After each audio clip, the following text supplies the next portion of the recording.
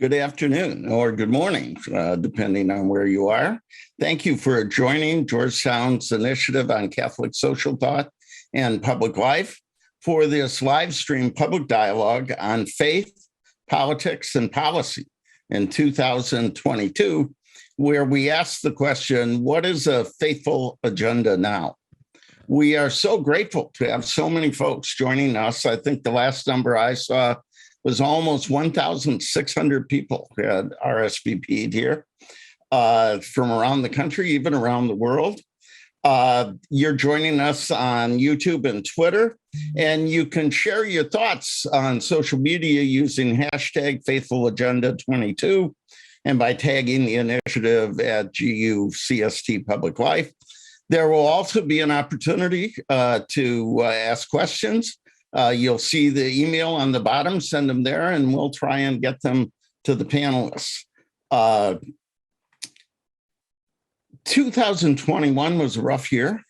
For the initiative, it was a strange year in that there was so much loss and division and so many challenges. But for us, it was a great opportunity to advance our mission. I think we had 30 dialogues and almost 45,000 people. So there is a hunger for this kind of conversation, evidence for the turnout for this.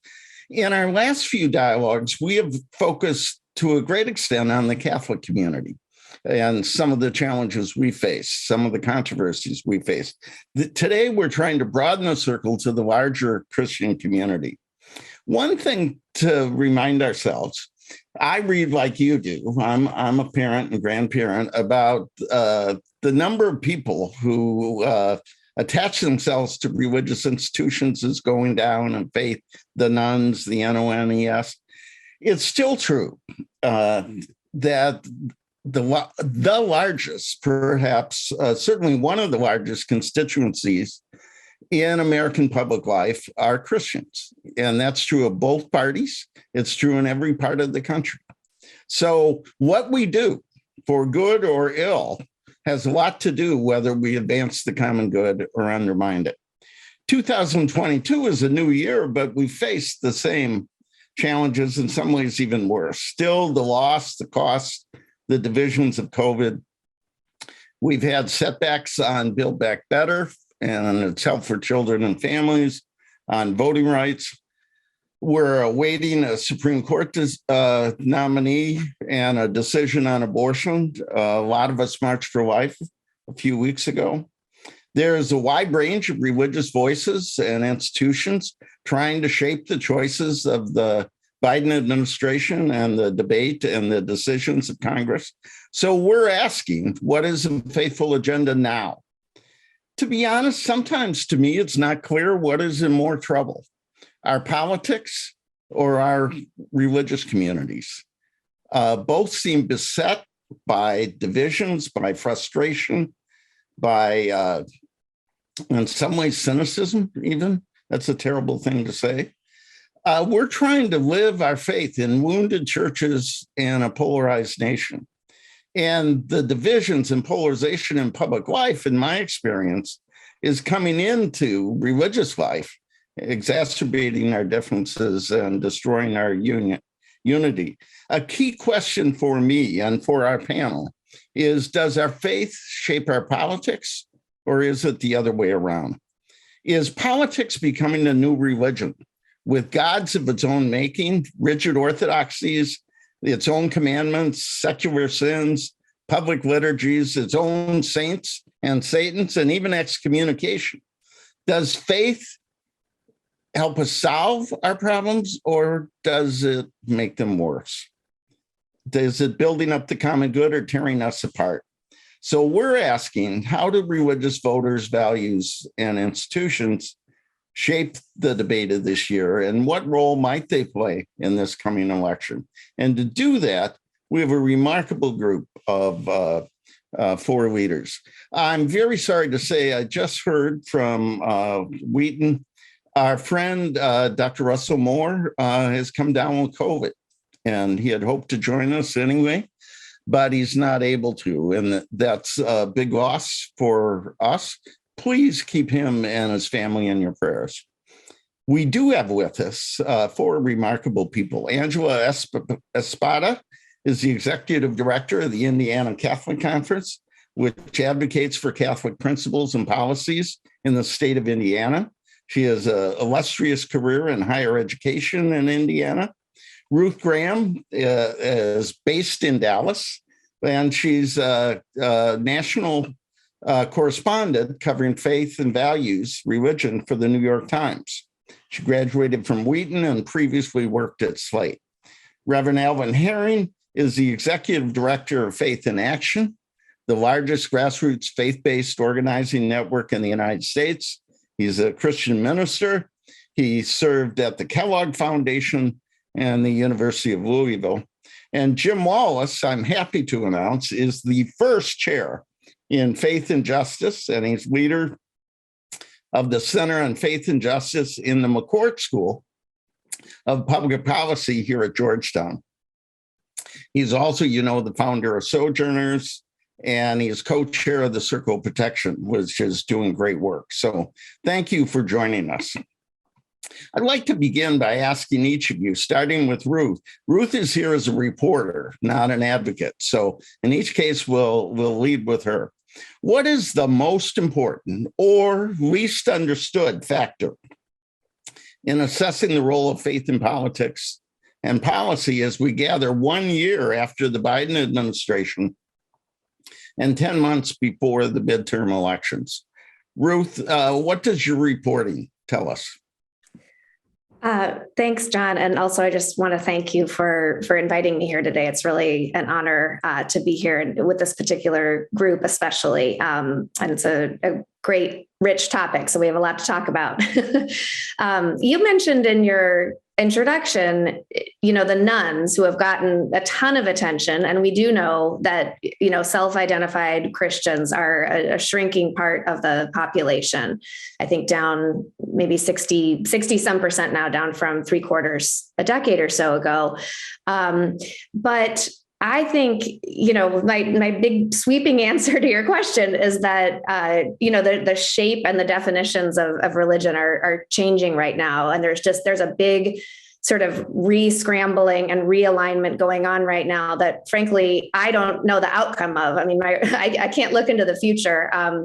But I know, some of the most obvious markers of what it means to be religious in 2022 are not, or to be religious are not as relevant as they once were. So things like membership in a house of worship, involvement, attendance. Those things have declined pretty dramatically. We're not quite post-COVID, but the numbers are still way down, and it really remains to be seen if we'll get a full bounce back there. Theological differences are just not as salient as they once were. So, there's a lot of on the right, far right Catholics making connections with conservative evangelicals, which, a few decades ago would have been pretty unheard of to see. I'm thinking even, over the course of COVID, someone like John MacArthur, like a conservative Reformed pastor, kind of making the same calls that charismatic, a lot of charismatic churches were making in terms of really insisting on staying open. So just new allegiances, labels changing, young Protestants not really using the term Protestant anymore. So there's a big re-scrambling going on right now. But I would argue, and it might be a little bit of a self-serving point, but that religion, especially with that religion, faith, and values, that those things are just as relevant as they always have been. We just have to look at them in a new way. Look at faith and values in a new way. Jim, what do you think is most important or least understood at this moment in faith, politics, and policy? Well, what a great conversation and what a great crowd you got today. So welcome to all of you. I'm going to put those two together. What is the most important and least understood?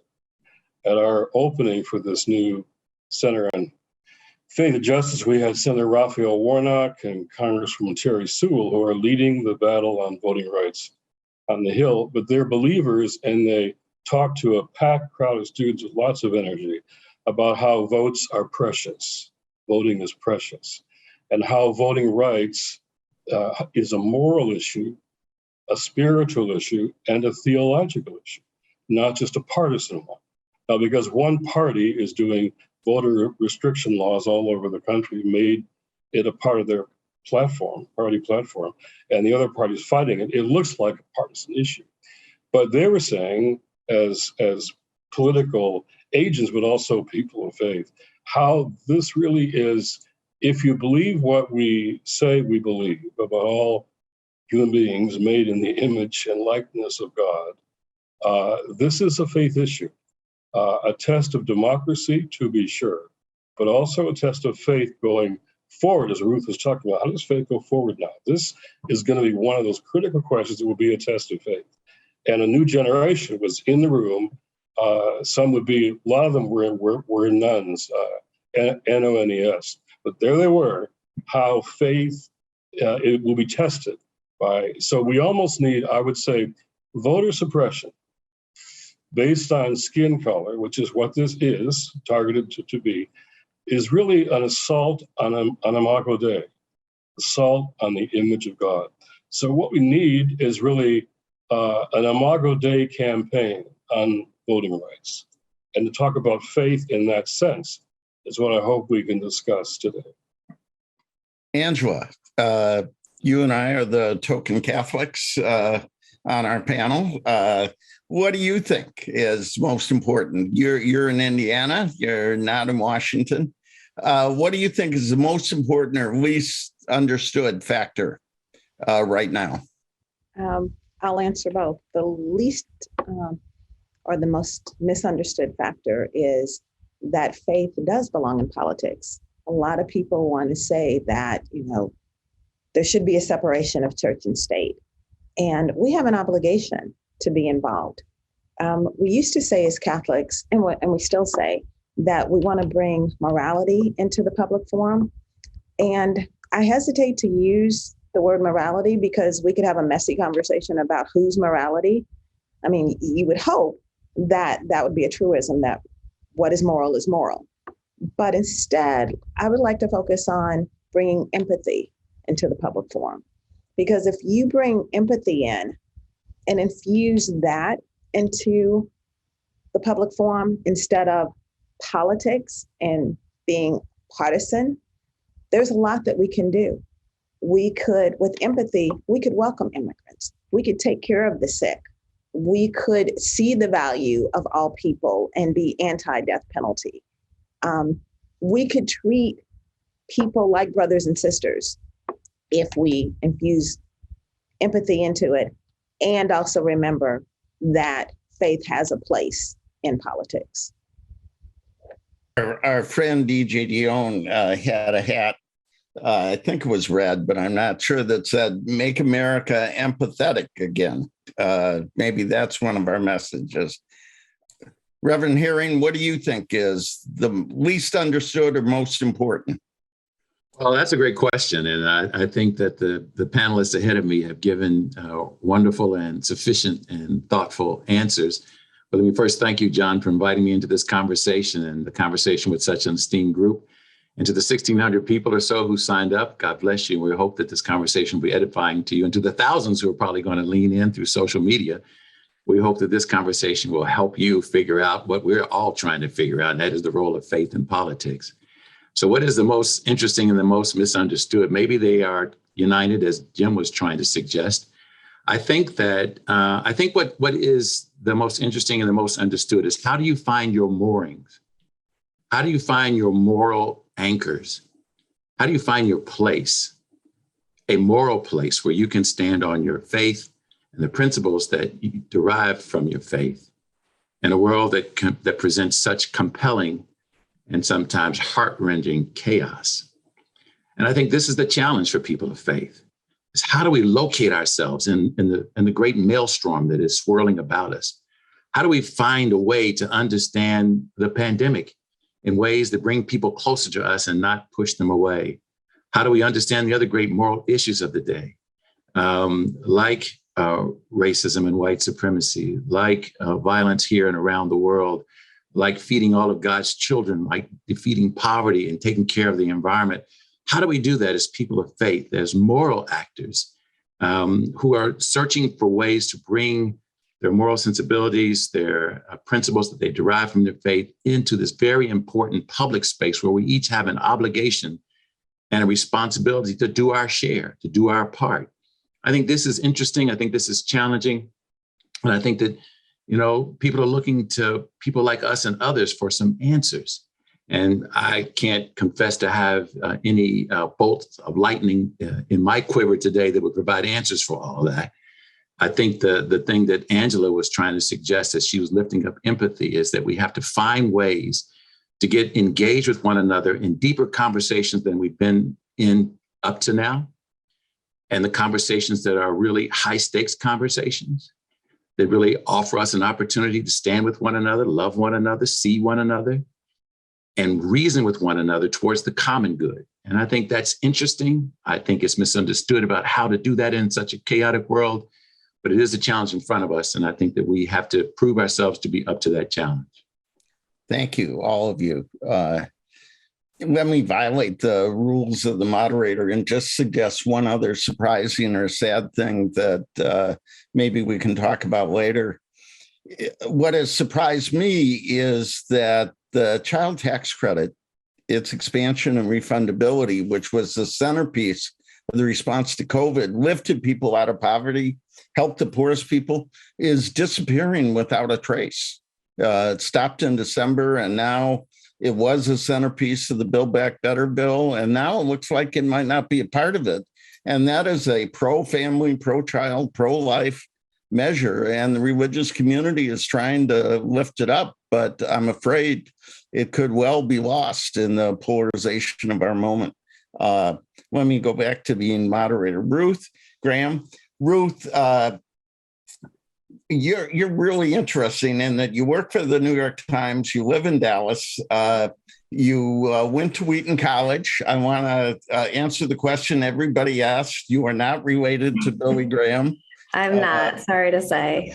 Well, Wheaton has produced some of the best religious reporters of our generation. Elizabeth Diaz at the New York Times. I just loved the piece you and Elizabeth did on the Eucharist for Catholics, not as a political battle, but as a source of faith and strength. You showed real understanding for who we are and what we believe as two Wheaton graduates.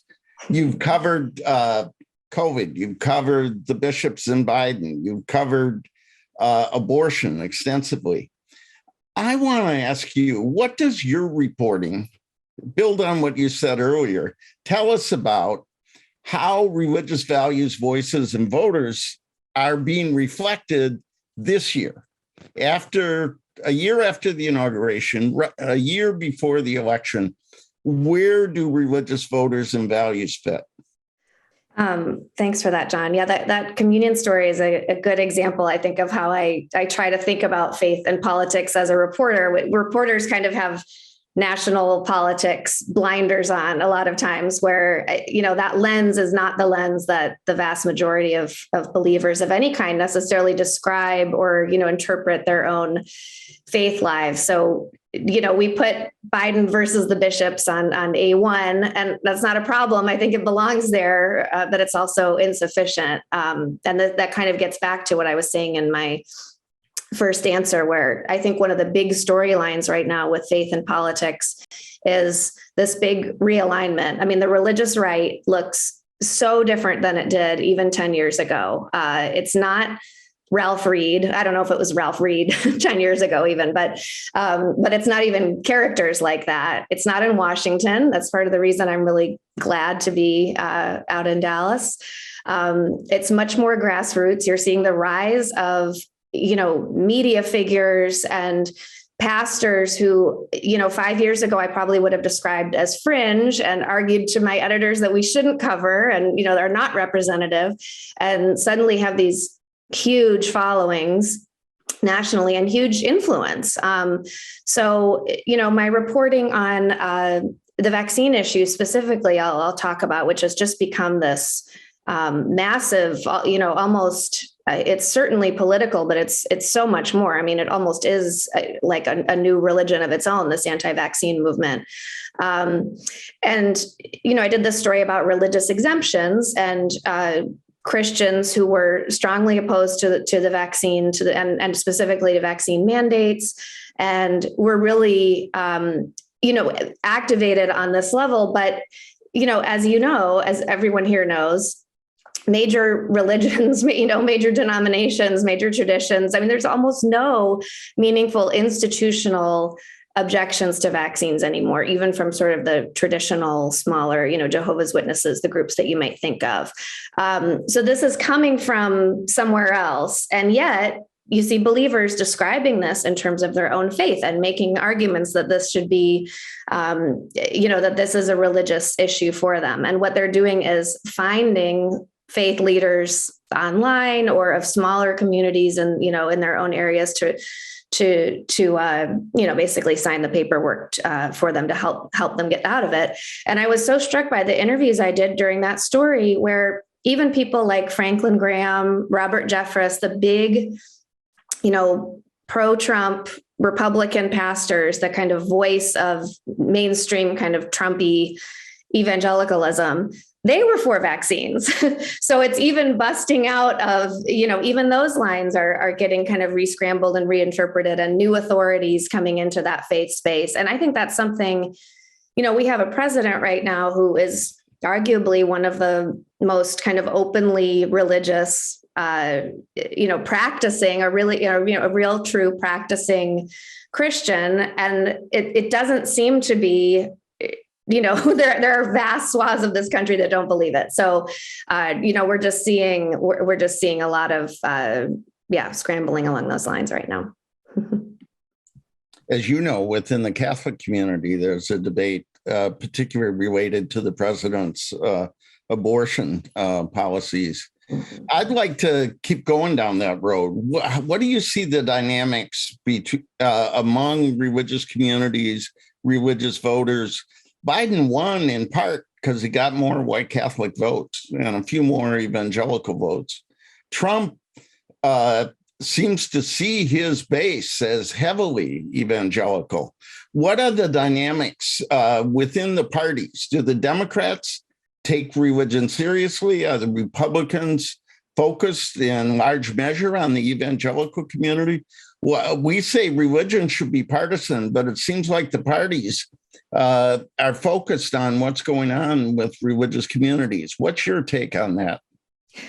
Yeah, I mean, I'd love to hear what other people, if we really want authorities on the religious left, we have some great voices on this call, but or on this panel. Democrats, there's such a robust movement in the religious left right now, an incredible vibrancy, interest from outside. The Poor People's Campaign, you have members of Congress who are ordained and who, speak openly about that. So Raphael Warnock, really speaking in this tradition of faith-based activism and making, pro-choice arguments from that position of faith. And I think there's definitely still room for that. And those voices are heard and respected within the Democratic Party. I also think, a part of that is also just the historic importance of the Black church in the Democratic Party. And that, I don't think is going away anytime soon. But at the same time, you do see, some, I think, more open kind of hostility or resistance to religion on the left. Or just lack of resonance, with it, where some of the language just doesn't have the same power across the board that it used to. I think about 1 in 3 Democrats right now is a nun. And so that's a real challenge for the Democratic Party. You're right that Biden held on to that white Catholic vote too. But it was, it wasn't a landslide. It wasn't like that identity was, completely flipped that voter block. And then if you look at Latino Catholics, first of all, a lot of Latinos leaving the Catholic Church, some, becoming nuns, but some becoming evangelical and turning a little more conservative than I think a lot of people expected. Looking at that cohort, that used to be like, that was the great hope that like once this demographic change happens, the Democrats will be all set. And that's not really how it's played out. So there you go. Alvin, Reverend Herring, part of what Ruth was describing was a grassroots movement on the right. You're not a Washington figure. You're up in Baltimore, but you lead a national movement of local community organizations. Most of your work is done in church basements, empowering people to make their voices heard on immigration, on healthcare, on voting rights. You come to this with a varied background in philanthropy and higher education, but mostly you've been trying to help people put their faith to work in everyday life to make their communities better. What's your take as somebody who works at the ground level about what's right and what's wrong with religion and politics in 2022? Wow, great question. And make a great sermon topic too. It's a great question. I think there's a fundamental challenge here, and I think based on the remarks that members of this panel have given already, suggests to me it's a challenge that each of us are trying to figure out, both professionally, maybe even personally as well. And that is, what is the interplay between what we learn and what we know through our faith and how to apply that to the issues and challenges that we face and that so many of our brothers and sisters face, that we face as a country, that faces the world? Like what's the way to connect those two? And I don't think anyone claims to know exactly how it gets done. But I came to understand God through the Christian tradition. And as a young boy growing up, trying to understand what all this faith conversation was like, I found that when I read the Gospels, particularly the Gospel of John, where I could meet Jesus in a very personal way, I understood that there was really in the way in which we go about taking on the challenges of the world, there was really very little division between what we believe and what we must do as citizens or what we must do as people who care about other people. In other words, the conversation about what is faith and what is politics was not nearly as starkly drawn, I think, I would suggest, as it is today. So for me, as you approach the challenges that we have, the question is not, are people of faith, do they see themselves as political actors? The question is, how do you bring your faith to take on the challenges that you must take on as a citizen, as a person, as someone who cares about their family or cares about their community? Like, it must happen. You must find that way. And as we look at the two parties in this country and look at how people determine their political allegiance, I think that many people do determine their political allegiance based on how they would want their faith to guide them and to direct them. Therein is all the challenge, that we can read the same wisdom book, like in the Christian case, the Bible, and come to important political issues in very different ways. We can read the great text and say that an eye for an eye would give us justification to support capital punishment. And we can read the great text that says that we must love everyone, forgive every sinner as Jesus did on the cross, and work to disallow capital punishment. And so we can come to the world of politics through our faith, but be prepared. We must be prepared that doesn't mean that the questions become easier or that our relationships become easier. It means that we have to commit to the kind of dialogue and the kind of working together that we see very little evidence of these days. Boy, you described the challenge. I'm really intrigued because Faith in Action, used to be called PICO, is all over the country, East Coast, West Coast, South, Midwest. What are you working on as you read the scriptures and you practice what Angela talked about, empathy? What is the agenda for Faith in Action today? The other thing I want to point out for our group, we have mostly Catholics on, not exclusively, but you may be an AME minister, but you have Catholic roots and Catholic education. So we're going to claim some credit for your good work. But how do you put together the principles of the scriptures, the experience of people into an agenda in a polarized politics? First of all, you're absolutely right, John. I came to understand God, the divine, through my experience in the Catholic Church. Went to Catholic grade school, middle school, high school, got my master's degree from Catholic University, went to Catholic seminary, but I'm an AME minister. So figure that out. I want to go back to something that Angela said, because it really, I think, is the very provocative question that she was kind of asking through her commentary, and I would support it. And that is, we figure these issues out at Faith in Action based on one overriding, superriding principle, and that is the principle of love. Now, I know that your audience and many audiences feel that they've heard all they need to hear about love, and that they come away wanting something much more solid and much less ephemeral. But let me tell you that the doctrine of love is a very solid doctrine that has political implications.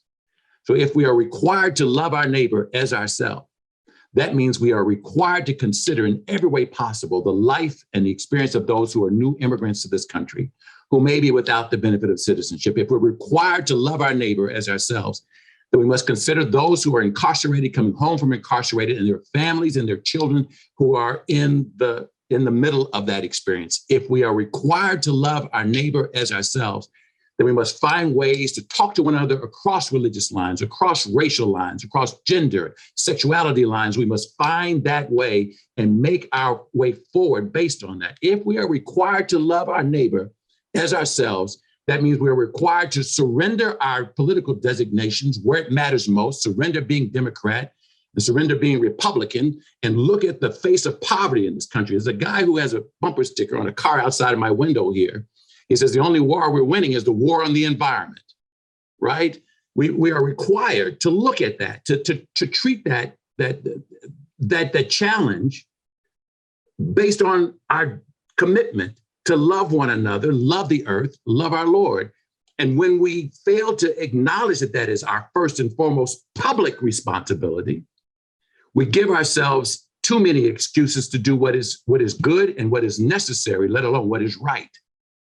And that's what we're learning in our work across the country in all these big towns and small towns. And by the way, we're working in 4 countries internationally as well. But that is what we're learning, that the people have a love agenda, and they're waiting for the rest of us to figure that out, particularly those in political leadership, and begin to act towards it. And politically in this country, we're lurching like an old jalopy down the road, swinging right sometimes and swinging left sometimes, but asking, can someone keep us in the middle of the road? Can someone bring us together here and keep the car going forward in the direction towards our highest ideals? And that's the challenge. That's what we're trying to figure out. Now, I suspect everyone's trying to figure that out, but we have to acknowledge that that's the challenge. The doctrine of love gives us no excuses. We get no out. We must act as moral beings, and we must do it based on that principle. That's powerful. Angela, Alvin talked about a love agenda. You talked about an empathy agenda. You have a different perspective in that you represent the Catholic Church in Indiana. My recollection is Indiana voted for Barack Obama and Donald Trump. Ruth talked about the religious left, the religious right. Be fair to say nobody's thought of the bishops of Indiana as religious left or right. You work every day. I looked at your website. You have action alerts on abortion, on climate change, on driver's licenses for immigrants, on predatory lending that's destroying families. You sort of represent the Catholic and human life and dignity, solidarity and subsidiarity. The one thing that struck me, look, the federal the bishops of Indiana wrote President Trump when he reinstituted the death penalty and said, don't do this. And part of it was because the executions take place in Indiana. So you represent sort of a consistent commitment to life and dignity. How do you put that together when in our church, in our country, people are trying to tear those apart? Walk a fine line, to say the least. And you're right, a lot of it is based in Indiana, but also federally. Matter of fact, right after this call, the Catholic Social Ministries Gathering is speaking with Senator Braun, as well as staffers from Senator Young's office to talk about federal issues. We try to remind people of Catholic social teaching, and not just for Catholics. Think of Catholic with a small c and the universal approach, because the foundation of Catholic social teaching are things that work for everyone: support for the common good, respecting the dignity of life, solidarity, or you could say empathy instead of solidarity, subsidiarity, care for creation and the planet and its resources, and respecting the dignity of life. Some people, say sometimes glibly, from womb to tomb. And that's one of the reasons why the bishops wrote to President Trump, because in a 6-month time period, there were 13 executions at the federal institution in Terre Haute. And that takes a toll on the people of Terre Haute, the victims' families, the families of those who are on death row. And that's why, even though the Indiana Catholic Conference works primarily with the lawmakers in Indiana, we are also advocating that the proposed bill in Congress, on the Senate side as well as the House side, the federal prohibition against the death penalty, we're asking people to support that. We want people to not only be empathetic, but also to remember to respect life, all life. And in Indiana and in a lot of conservative places, for some people, that generally means they're anti-abortion. And we want them to broaden their perspective on what that means to respect life. When you respect life, you're not just against abortion. You respect life in its full bloom. And that means, working for a living wage. That means, helping those who were incarcerated. That means welcoming the immigrants. It's so broad. That's also why here in Indiana, we're trying to join other states to fight back what people call constitutional carry, where you can have a handgun without a license. Because we know in places where they don't have background checks and licenses, suicides go up and homicides with handguns go up, and that takes away life. And so we try to impress upon people that you have to have empathy, and you also have to truly respect life in all its forms. Let me throw you a bit of a curveball. You work for bishops, but you're a laywoman. You're an African-American laywoman. You come out of higher education. Ruth talked about authorities, different kinds of authorities. In the Catholic community, we look to our bishops and our Holy Father. What is the responsibility of lay people at a time like this? The responsibility of lay people is to put their faith in action. That could be by speaking up, definitely by voting, helping to protect the votes of those whose power is being threatened. You can't just, and for some people, go to church on Sunday, or even those who might go more than once a week and rely on that. You have to put it into action. Struck by your challenge to those of us who are pro-life to remember all life. It's also true for some of my progressive friends to think about the humanity of the unborn child, which it's hard to have a conversation these days on the left. One of the people who has raised that is Jim Wallace, my friend. Introducing Jim is a fun thing for me. We've been friends and allies forever. I resent him. One time, my daughter Kelly, I had sent her one of Jim's books, and we had dinner, and she said, this was when I worked for the bishops. She said, how come the bishops can't talk like Jim Wallace? And I tried to explain the differences. But Jim has been a prolific author, a great advocate. He's a leader. One of the things he leads is the Circle of Protection, which has just done extraordinary work in speaking up for the least of these in the budget process. He has come to Georgetown now, and he runs a Center for Faith and Public Life. We run the Initiative on Catholic Social Thought in Public Life, Faith and Justice. We got those words straight. He runs the Center for Faith and Justice. We run the Initiative for Catholic Social Teaching in Public Life. We have distinctive but complementary roles. We're both trying to bring the wisdom of our faith into public life. What has been the message of the Circle of Protection? What are its priorities? What is at stake in 2022? Thank you, John. When the two most important words in your life, faith and justice, are now a chair in a center, makes you a happy camper. So I'm very grateful to be here. You and I have talked about how the Circle of Protection, how Build Back Better and voting rights have failed in Washington, failed to pass. Let me start by saying, when Washington has so clearly and massively failed on two questions where moral issues, as we've already said, are deeply at stake. When politics fails, faith communities have to intervene. I want to go back to Angela here. The separation of church and state does not require the segregation of moral values from public life. And let's admit, religion doesn't have a monopoly on morality. And what the nuns, I love the nuns, the NONES. The nuns are looking for is who's showing courage on what they call values questions. So the faith community, being people of faith, what we don't do when there's failure is to say things are over or dead or done. We say, okay, what are the next steps? So, and I think a lot of this now is going grassroots. Al's grassroots, I love his organization. We have a campaign now, it's called FACE, plural, to Save Democracy. We'll put the link in the chat.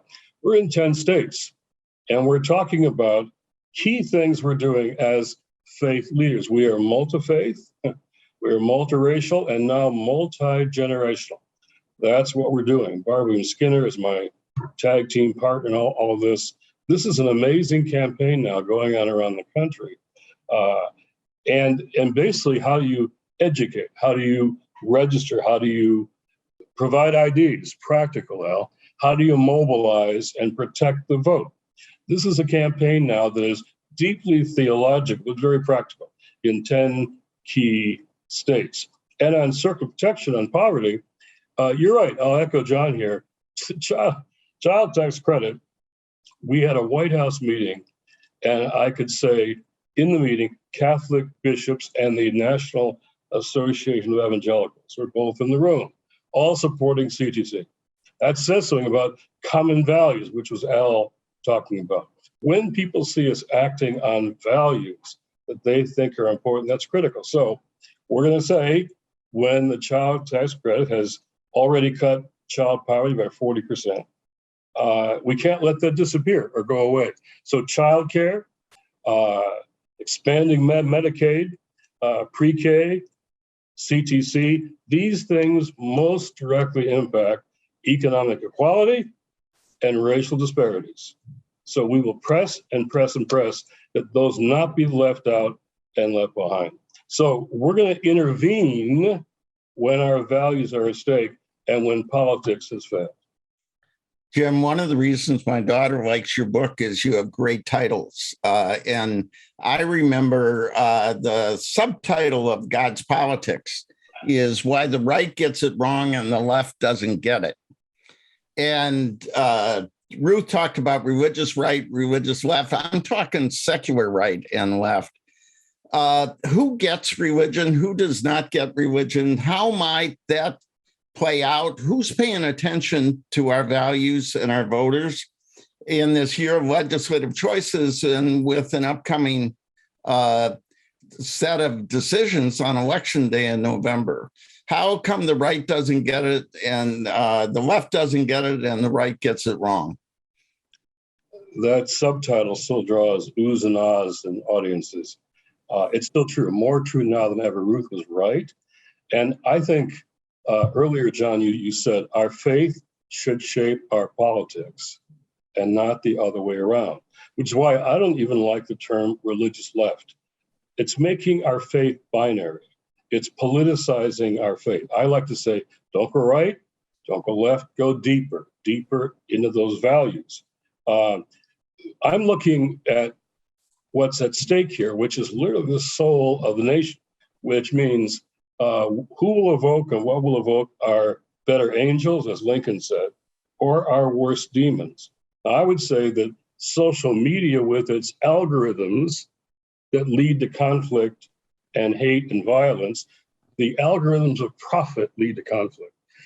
Social media and Donald Trump both appeal to our worst demons. So who will appeal to our better angels? That's what I think we have to talk about now. And I think it's going to be how, and the nuns turn out for classes on faith, race, and politics and voting rights as a faith issue. The nuns are all over the place. They care about what we think faith means and what we say it means and what we do. Most of them believe in God. They don't want to affiliate with religion because of what we do and don't do and don't say. So history is looking on us right now. And back to 1860, we're trying to decide are slaves human beings or not? We're doing that again now with whether we care about a multiracial democracy or not. Or as my mentor, Vincent Harding says, is America possible or not? And a new generation wants to commit to that. So how we act in those ways will decide whether the nuns care or not about religion and faith and come back to church or not. Thank you.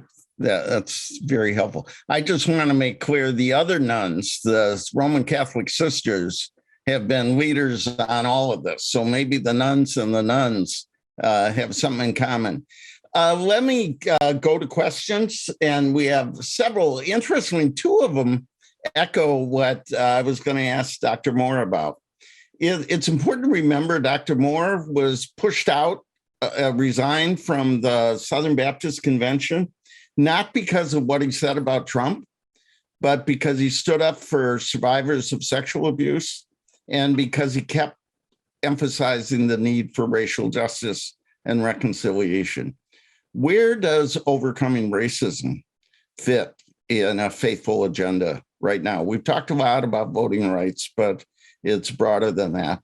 Secondly, Dr. Moore said a lot of the people who left religion did so not because they were drawn by secularism, but because they were pushed away by religious people. Our friend Guthrie Graves Fitzsimmons asked, do you think the dominance of the religious right in our public imagination has led moderate and progressive Christians to stop self-identifying as Christians? Let me ask Ruth, you've reported a lot on the nuns and the people leaving and who stays. Why don't you deal with that second one? And I'd ask others to take your pick, but we got to go deeper, to use Jim's word, about racism and a faithful agenda. So Ruth?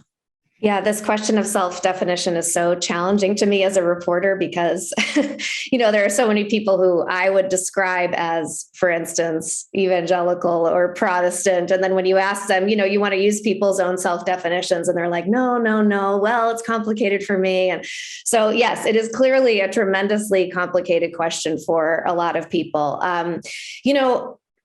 Yes, I do think that, the sort of dominance of Trump style Christianity is pushing people who are more moderate or on the left to, redefine, maybe leave these communities, but also even just sort of change the way they describe their own relationship to faith or not.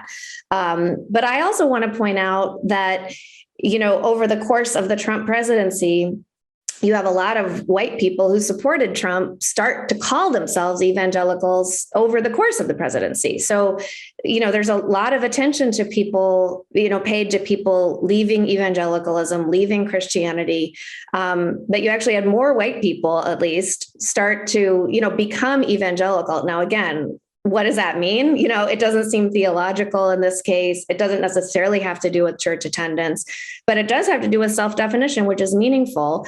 And so there's sort of changes in both directions here. And I think that's going to be a real sea change. And, that is also accelerated by COVID, of course. So a lot of people leaving for reasons that aren't political, but have some connections to political, to politics. So which churches reopened quickly, which waited, which really made the case for being in person. And, those conversations are obviously continuing and incredibly fraught. But a lot of that, some people are moving into the bucket at the same time that other people are leaving. So we'll see how all those numbers shake out, but it's a great question.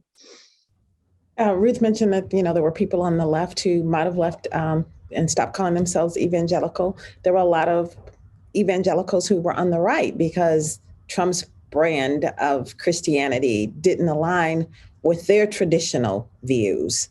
And then as far as people leaving, or people joining and now calling themselves evangelical, is it political or does it go back to your first question about race? I mean, there were instances where it wasn't even a dog whistle that Trump used.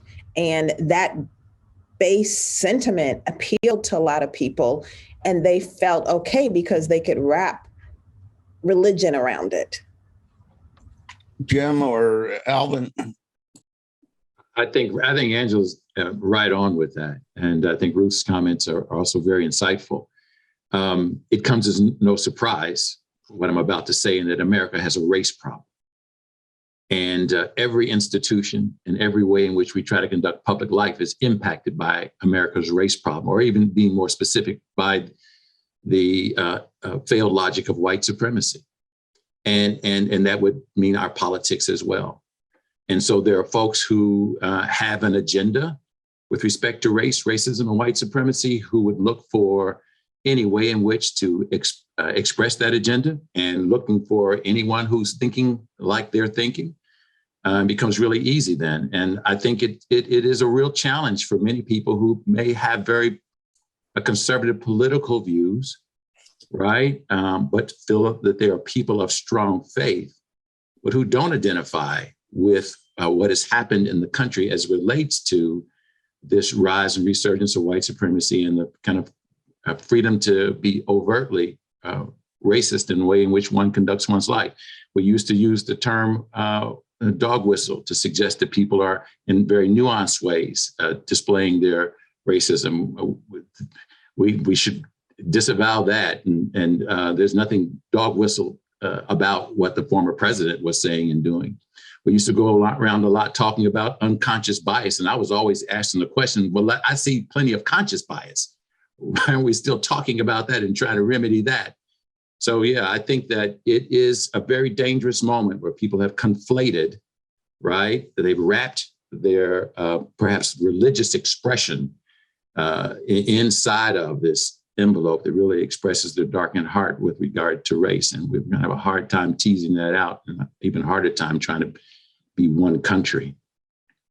Jim, Racism. you have been a white Christian who's been a leader on racial justice. You have also made the case that preserving democracy has to be a part of our faithful agenda. How do we be prophetic in polarized times? How do we build up the common good when our divisions are so great about democracy itself, about racial justice, about economic justice? I believe racism is this country's original sin, and it's core to everything that I was just saying, all of our systems, all of our structures. It's also going to be the test of faith. On the big insurrection day, the big lie is what we all talk about, that an election was stolen when it wasn't. The bigger lie, underneath the big lie, was the lie of racism. White Christian nationalism is a powerful movement in this country. It's being evoked by many of the people that Ruth was referring to. And so whether or not we stand for democracy, what it is for us is whether we believe or not that God created us all humans equal in God's image or not. And democracy, that's what's at stake. And voting rights will be the test of that. My students, I asked them, white students, have they ever heard a sermon in their home white pulpits on racism? Ever? And almost all of them say no, which means if racism is our nation's most core sin, most white Christians have missed America's leading sin. Russell Moore spoke up to white Christianity. White Christianity, that phrase is an idolatry. We created white Christianity. Going back to what the gospel says is going to be the test of faith in our time, whether voting rights, whether our preaching, whether our talking about the Galatians text about all of us coming together, which is taken out of the slaveholders' Bible at Fisk University. This is going to be the test of our times for faith, not just for democracy, but for our faith. That'll be the test. And all the young people are watching to see how we respond to that test of racism as a matter of faith in our time. Angela. You know, it's often said to fix a problem, you have to first acknowledge it. And we haven't acknowledged it because people think that racism is something of the past. People don't believe there's institutional racism. But in addition to, the affronts on voting rights, there's also now these bills that are going across the country that relate to education so that you can't teach history appropriately for fear of making white children feel bad. If people don't know history, how can we fix it?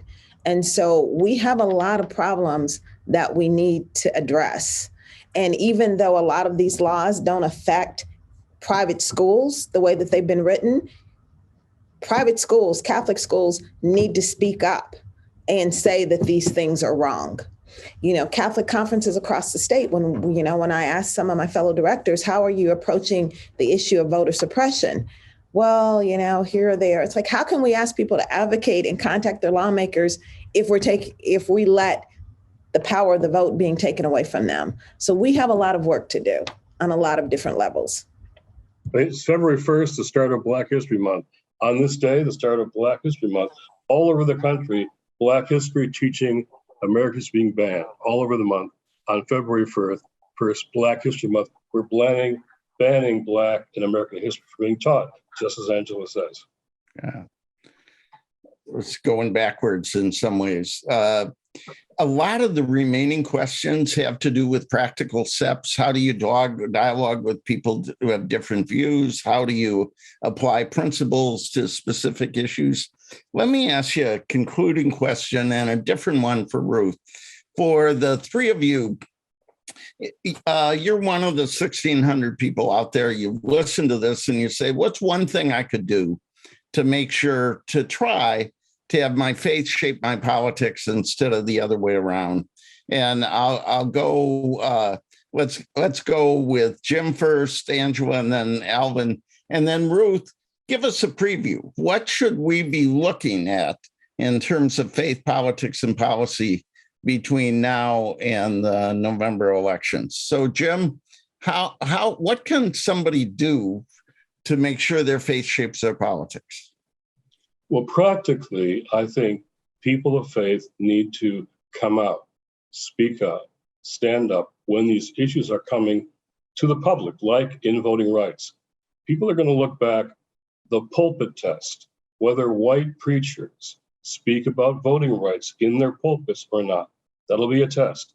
White preachers, white Christians can stand up around the country with the Black and brown brothers and speak on behalf of voting rights, which is to say, we are in favor for a multiracial democracy?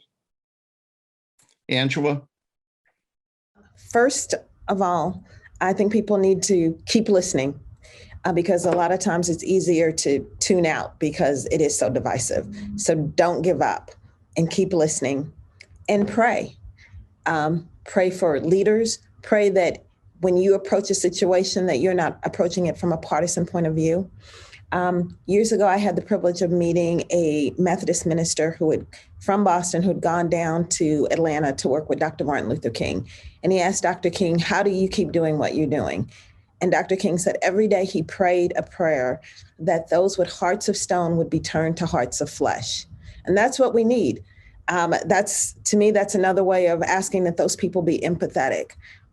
Pray for yourself and pray for those people who don't see things the way that you see them also.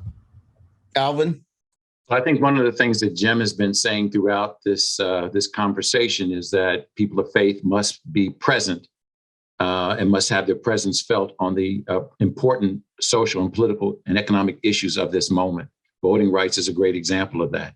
I think what people of faith need to do now in order to practically apply the virtues and the values of their faith is to get into the conversation. You can do it through the vote. That's one way, but there are many other ways. Dialogue with those around you, dialogue with your elected and appointed officials. But I think the first thing that people of faith have to do is they have to see themselves as absolutely critical to this moment. These important questions will be resolved by all of us if we are engaged. But if we're not, they will be resolved by some of us. And the some that will resolve them will frankly not represent the hopes, aspirations, and needs of everyday people. So that's what's at stake. We've got to get better invested, better educated, better organized, and better involved. Ruth, what should we look for between now and November in terms of faith, politics, and policy? Okay. I'm in Texas, so I have abortion on the brain this year, as really does everyone else. It was one of the biggest storylines of the year last year. And of course, this year with Dobbs coming up before the Supreme Court, it's just going to be at the forefront of a lot of these conversations, again, on both the left and the right. So I'll be looking at who that motivates. Again, on the left and the right, what does that conversation look like, given that American views on abortion are actually quite complex and nuanced, but it's also super motivating on the left and the right. So that conversation will be really interesting to watch, and then how that impacts November. And I'm also looking at what Trumpism, including evangelical Trumpism, looks like in an election without Trump.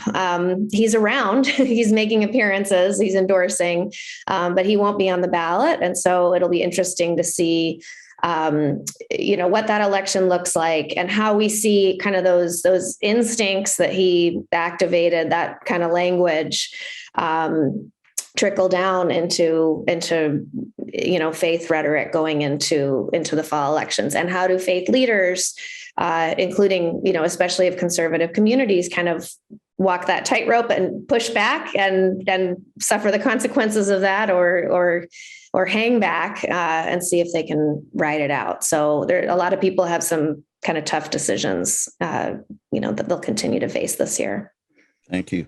The initiative's last dialogue focused in a remarkable way, I can say that because I wasn't a part of it, on the challenges for the pro-life movement. And that video is available on our website. One thing I want everyone to do is say a prayer for Dr. Moore and his family, a great pro-life, social justice, racial reconciliation leader, and like so many people dealing with this disease. The question for us is, how do we as believers and citizens use the opportunities of our democracy and of our faith to build a better world, build better communities? We have 4 people who do that every day through journalism, organizing, advocacy, and leadership at the state level. I want to thank Kim Daniels and Anna, I still call her Misla Gordon, she's married, for their great work on this. I want to call your attention to the fact that you'll be getting word on 3 dialogues we're doing. One is on faith politics in the Latino community for our young Latino leaders, our annual Francis Factor dialogue, and a Dahlgren dialogue on the legacy of Sister Thea Bowman, one of the real nuns, and the call to overcome racism and other things this fall. I want to especially thank our colleagues here who have stepped up in a tough time, given us a little bit of hope and a lot of challenge. So thank Jim Wallace, Angela Espada, Alvin Herring, and Ruth Graham. And I thank you for joining us.